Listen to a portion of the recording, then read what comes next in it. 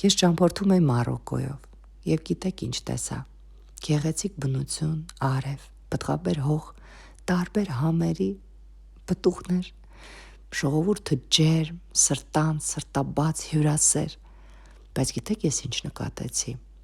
Մի բան, որը ինձ մտածելու տեղիք տվեց։ Ես տեսա երիտասարդ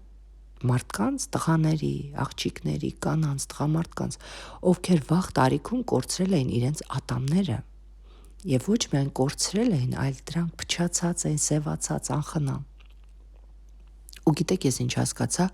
սա գեղագիտական խնդիր չէ, սա քաղաքականություն չէ, սա բժշկություն չէ, սա փիլիսոփայություն է, որովհետև այն պահից, երբ մարդը դադարում է հոգալ իր բերանի մասին, նա դադարում է հավատալ ապագային։ Ատամը մանրուք չէ, ատամը քաղաքակրթության չափանիշ է։